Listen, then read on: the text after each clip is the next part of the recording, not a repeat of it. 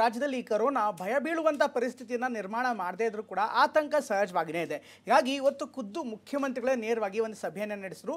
ಜೊತೆಗೆ ಎಲ್ಲ ಅಧಿಕಾರಿಗಳು ಕೂಡ ಅಗತ್ಯ ನಿರ್ದೇಶನವನ್ನು ನೀಡಿದ್ದಾರೆ. ಪ್ರಮುಖವಾಗಿ ಆಸ್ಪತ್ರೆಗಳಲ್ಲಿ ಯಾವುದೇ ರೀತಿಯಾದಂಥ ಕೊರತೆ, ಔಷಧಗಳ ಕೊರತೆ ಇರಬಾರ್ದು, ಬೆಡ್ನ ಕೊರತೆ ಇರಬಾರ್ದು, ಅಥವಾ ಸಂದರ್ಭವನ್ನು ಎದುರಿಸೋದಕ್ಕೆ ಎಲ್ಲರೂ ಕೂಡ ಸನ್ನದ್ಧರಾಗಿರಬೇಕು ಅನ್ನುವಂಥ ಸೂಚನೆಯನ್ನು ಕೂಡ ಕೊಟ್ಟಿದ್ದಾರೆ. ಹಾಗೆಯೇ ಆರೋಗ್ಯ ಅಧಿಕಾರಿಗಳ ಸಭೆ ನಡೆಸಿದ್ದಾರೆ. ಈ ಸಭೆಯಲ್ಲಿ ಏನೆಲ್ಲ ಬಂತು, ಮಾರ್ಗಸೂಚಿ ಬರುತ್ತಾ ನೋಡೋಣ ಬನ್ನಿ ಸ್ಟೋರಿ. ಬಹಳ ತೀವ್ರವಾಗಿದೆ ಅಂತ ನಮಗೆ ಹೇಳಕ್ಕಾಗ್ತಾ ಇಲ್ಲ. ಈ ಕೋವಿಡ್ ವಿಚಾರದಲ್ಲಿ ಮೀನಾವೇಷ ಎಣಿಸಬಾರದು. ಇದರಿಂದ ಗಂಭೀರ ಸ್ವರೂಪದ ಕಾಯಿಲೆಗೆ ಹೋಗ್ತಕ್ಕಂಥದ್ದು ಕೆಲವರು ಕಂಡು ಬರ್ತಾ ಇಲ್ಲ. ಕೋವಿಡ್ ವಾರ್ಡ್ಗಳಿರ್ಬೋದು, ಮೆಡಿಸಿನ್ ಇರ್ಬೋದು, ಇವೆಲ್ಲನೂ ಕೂಡ ಸ್ಟಾಕ್ ಮಾಡಬೇಕು.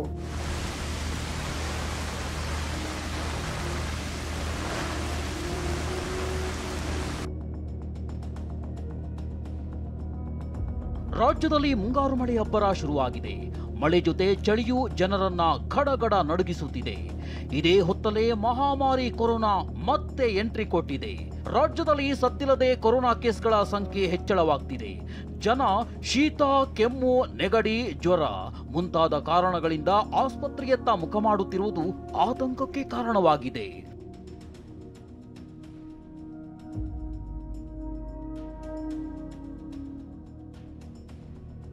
ಕೊರೋನಾ ಆತಂಕ, ಆರೋಗ್ಯ ಇಲಾಖೆ ಜೊತೆ ಸಿಎಂ ಸಭೆ. ಭಯಪಡುವ ಅಗತ್ಯವಿಲ್ಲ, ಮುಂಜಾಗ್ರತೆ ಅಗತ್ಯ ಎಂದ ಸಿಎಂ. ಕೊರೋನಾ ಕೇಸ್ ಹೆಚ್ಚುತ್ತಿರುವ ಹಿನ್ನೆಲೆ ಸಿಎಂ ಸಿದ್ದರಾಮಯ್ಯ ತಮ್ಮ ಕಾವೇರಿ ನಿವಾಸದಲ್ಲಿ ಆರೋಗ್ಯ ಇಲಾಖೆ ಅಧಿಕಾರಿಗಳ ಜೊತೆ ಮಹತ್ವದ ಸಭೆ ನಡೆಸಿದ್ರು. ಕೋವಿಡ್ಗಾಗಿ ಒಂದು ಸಹಾಯವಾಣಿ ತೆರೆಯಿರಿ, ಕೊರೋನಾ ನಿಯಂತ್ರಣಕ್ಕೆ ಎಲ್ಲಾ ಸಿದ್ಧತೆಗಳನ್ನ ಮಾಡಿಕೊಳ್ಳಿ, ಕೋವಿಡ್ ಹೆಲ್ಪ್ ಲೈನ್ ತೆರೆಯಿರಿ, ಕಳೆದ ಬಾರಿ ಆದಂತ ಸಮಸ್ಯೆ ಆಗಬಾರದು, ಜ್ವರ, ನೆಗಡಿ ಇರುವ ಮಕ್ಕಳಿಗೆ ಶಾಲೆಗಳಲ್ಲಿ ರಜೆ ನೀಡಿ, ಕೋವಿಡ್ಗಾಗಿ ಒಂದು ಸಹಾಯವಾಣಿ ತೆರೆಯಿರಿ ಎಂದು ಆರೋಗ್ಯಾಧಿಕಾರಿಗಳಿಗೆ ಸಿಎಂ ಸಿದ್ದರಾಮಯ್ಯ ಸೂಚಿಸಿದ್ದಾರೆ.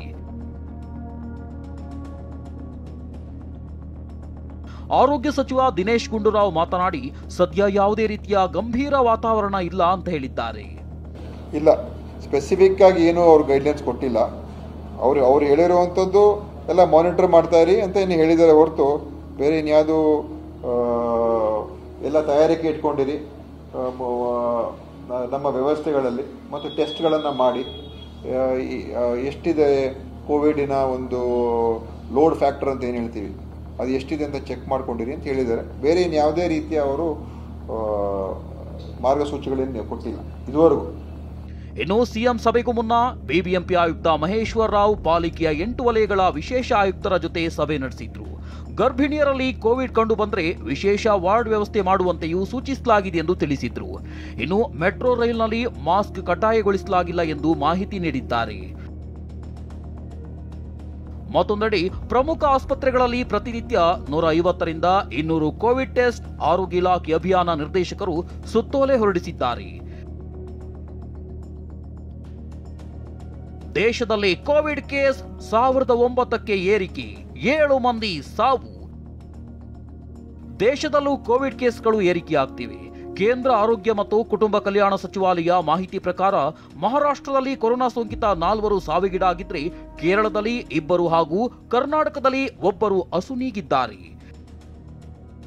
ಕೇರಳದಲ್ಲಿ ಗರಿಷ್ಠ 430 ಸಕ್ರಿಯ ಪ್ರಕರಣಗಳಿದ್ರೆ, ಮಹಾರಾಷ್ಟ್ರದಲ್ಲಿ 209, ದಿಲ್ಲಿಯಲ್ಲಿ 104, ಗುಜರಾತ್ನಲ್ಲಿ 83, ತಮಿಳುನಾಡಿನಲ್ಲಿ 69, ಪಶ್ಚಿಮ ಬಂಗಾಳದಲ್ಲಿ 12, ರಾಜಸ್ಥಾನದಲ್ಲಿ 13, ಉತ್ತರ ಪ್ರದೇಶದಲ್ಲಿ 15 ಪ್ರಕರಣಗಳು ವರದಿಯಾಗಿವೆ.